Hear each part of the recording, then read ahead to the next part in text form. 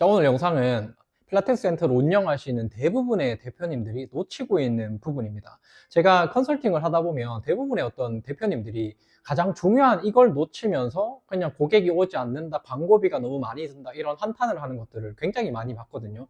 근데 오늘 제가 말씀드릴 내용을 여러분들이 알고 계시면 굉장히 전략적으로 마케팅을 할 수도 있고 광고비를 쓰는 것도 더 이상 두렵지 않게끔 운영을 할 수가 있게 될 겁니다. 자, 먼저 결론부터 말씀드리면 CAC 혹시 들어보셨나요? 고객 획득 비용이다, 뭐 이런 뜻인데, 자, 우리가 뭐 마케팅이나 이런 게 너무 그냥 잘 되어 있어서 계속해서 고객들이 물밀듯이 들어오면은 전혀 문제가 되지 않지만, 이런 것들을 우리가 이해해야 되는 이유는 불황일 때, 그리고 더 이상 고객들이 물밀듯이 오지 않을 때, 그때 사실 이런 개념들이 힘을 발휘하게 되는 거거든요.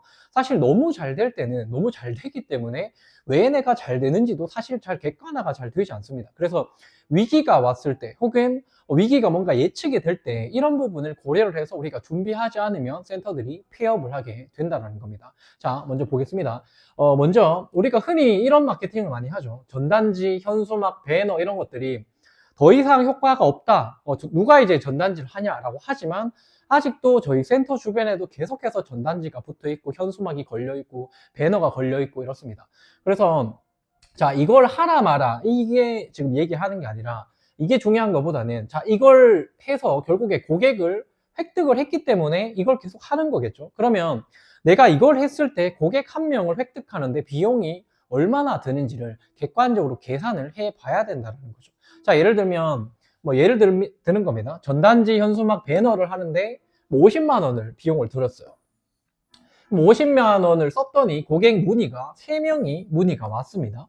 그럼 이 3명이 전부 다 등록을 하는 건 아니죠. 상담을 했더니 한 명이 최종적으로 등록을 하게 돼요. 그러면 이 한 명이 100만 원을 결제를 했다라고 가정을 했을 때 이 고객 한 명을 얻기 위해서 우리가 쓴 돈은 얼마인가요?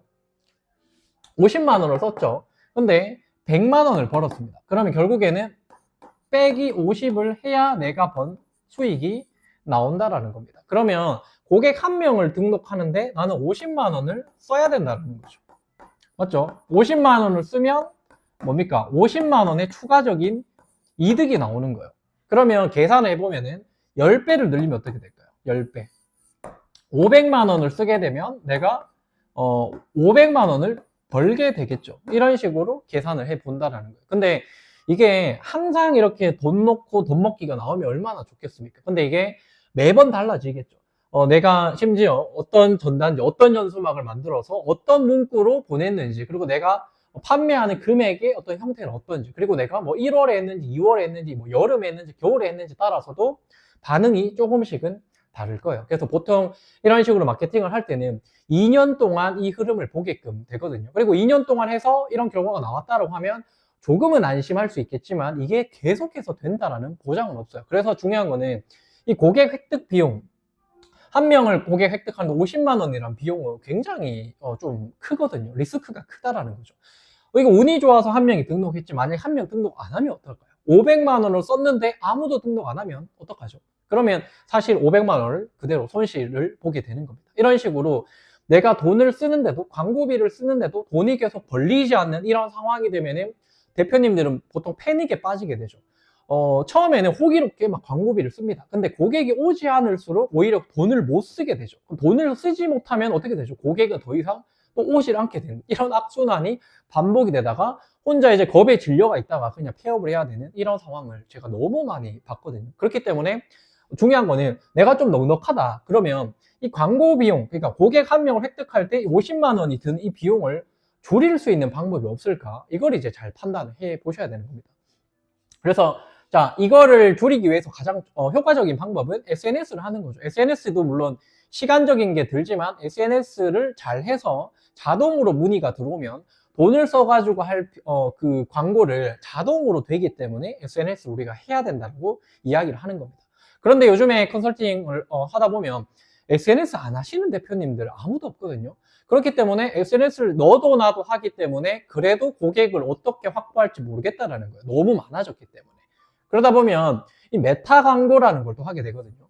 메타 광고는 해보신 분은 아시겠지만 온라인보다 이 오프라인에서 온라인으로 넘어가 있는 마케팅인데 조금 더 명확하게 타겟팅이 돼요.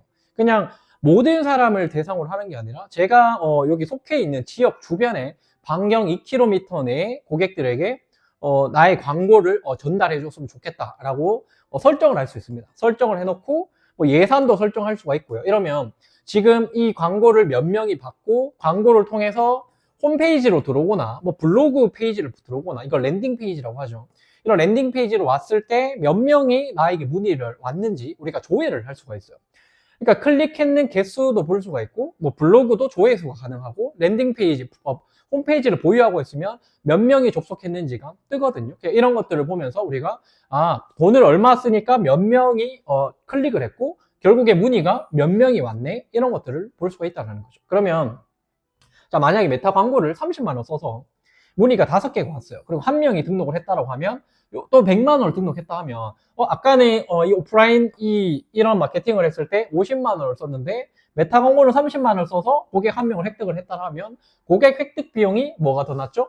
2번이 더 확실히 낫다라는 거예요. 그러면 우리는 현수막이나 뭐 배너나 이런 전단지를 하지 말고 메타 광고에 집중을 하자, 이런 이제 결정을 하게 된다는 겁니다. 근데 한편에는 내가 메타 광고 열심히 해봤는데 효과 없더라, 뭐 이런 분들이 계시거든요. 그래서 차라리 전단지가 낫다, 뭐 이런 분도 계세요. 근데 이거는 얼마나 이런 광고를 잘 했는지, 또 전단지도 얼마나 매력적으로 고객이 연락하고 싶게끔 그런 카피라이팅이나 이런 것들을 잘 만들었는지 따라서도 달라지게 된다는 겁니다. 어쨌든 그런 부분들은 제가 다음에 또 깊게 다루도록 하고요.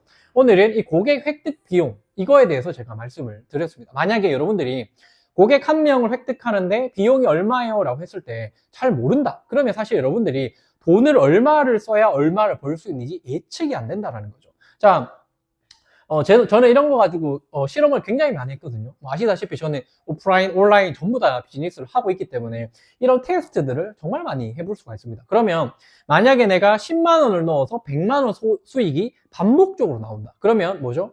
반복적으로 나온다는 소리는 예측 가능하다는 거죠. 이게 한두 번 할 때는 다음에도 될까? 또 될까? 또 될까? 이런 의구심을 가지게 되거든요. 근데 3번, 4번, 5번, 5번 정도 반복이 되면 어느 정도 확신을 갖게 되고 좀 과감하게 광고를 지속할 수가 있게 되는 어떤 능력이 생기게 됩니다. 이 능력이라기보다는 확신감에서 오는 어떤 지속성이겠죠.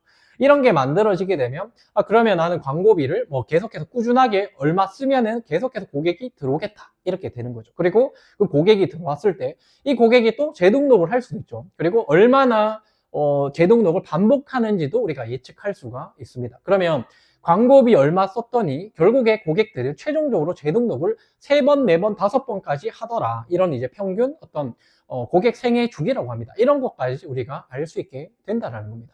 이런 식으로 우리가 내가 파는 상품, 내가 주는 서비스를 고객들이 얼마만큼 이용을 하는지 이런 것들도 통계가 나오면은 우리가 광고비를 과감하게 써도 괜찮다라는 겁니다.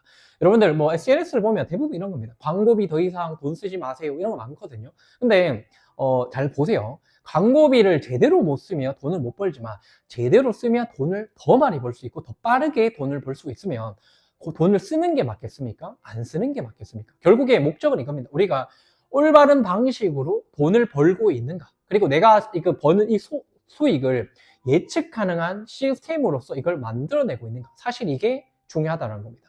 만약 여러분들이 하고 있는 이 사업이 왜 잘 되고 있는지, 왜 안 되고 있는지 예측하지 못한다라고 하면 여러분들이 시스템이 제대로 잡혀있지 않다라는 겁니다. 그렇기 때문에 여러분들은 계속해서 불안하게 되겠죠. 잘 돼도 불안하고 못 돼도 불안하고 계속해서 불안하고 이게 그냥 대표의 운명이구나, 이렇게 단정짓게 된다라는 겁니다. 근데 여러분들 예측 가능하다면 여러분들의 불안한 그런 느낌들이 많이 해소가 돼요. 불안함이 해소가 되면 어떡하죠? 머리가 더 잘 돌아가기 때문에 올바른 의사결정을 하거나 과감한 어떤 아이디어를 만들어내거나 확장하는데도 무리가 없게 된다는 겁니다. 그게 우리가 비즈니스가 확장할 수 있는 구조라는 거죠. 만약에 여러분들이 이런 게 되어 있지 않다라고 하면 제가 아래 고정 댓글에 링크를 남겨놨으니까 이 링크에 있는 내용까지 여러분들이 보시고요. 또 제가 무료로 책을 나눠드리고 있죠. 이 책은요, 870개의 후기가 나왔던 그런 강의를 했을 때 사용했던 교재입니다. 이 내용을 보시기만 하셔도 여러분들이 지금 어떤 전문성을 개발하거나 뭔가 확장을 하거나 현재 상태가 뭔가 답답하거나 이럴 때 기준이 될 수 있는 부분이 될 거라고 생각을 합니다. 이 내용들 꼭 확인하셔서 무료 책도 신청해 보시고요. 제가 만들어 놓은 이런 여러 가지 컨텐츠들도 같이 보시면서 여러분들이 하시는 비즈니스에 큰 도움을 얻으시기 바라겠습니다. 시청해 주셔서 감사합니다. 필라테스 비즈니스 코치 박영재였습니다.